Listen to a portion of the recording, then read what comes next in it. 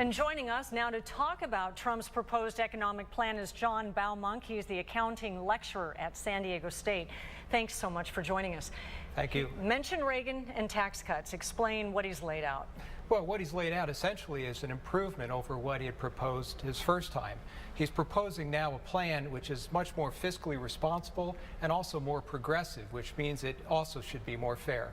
Exactly who gets the tax cut, though? I mean, well, dive in. Everybody should get the tax cut. And the top tax bracket would now decrease from 39.6% to 33%.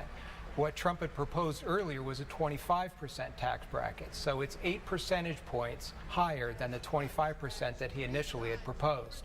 The other tax brackets also were higher, but also it's more progressive because the lowest tax bracket increases by 2 percentage points under his most recent plan, or from the first plan he proposed, and then also the middle one increases 5 percentage points. So the spread between the lowest and the highest tax brackets under this 3-bracket plan that he's proposing would increase versus his previous plan.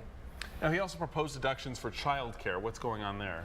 Well, he's proposing basically a deduction for child care expenses.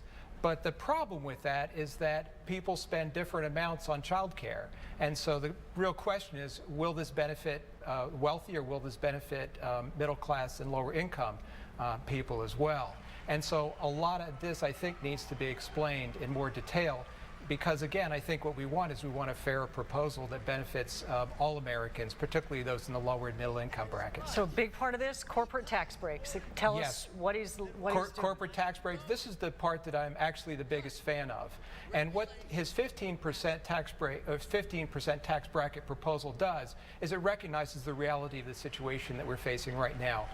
U.S. corporations are facing a 35% statutory tax rate. They're going overseas. That's shifting jobs, that's shifting business overseas. We want to try to prevent that from happening and also try to recapture those jobs that we've lost. Jon Baumunk, thank you for kind of deciphering all of this for all of us as we go forward. I appreciate it. Thanks, Jon.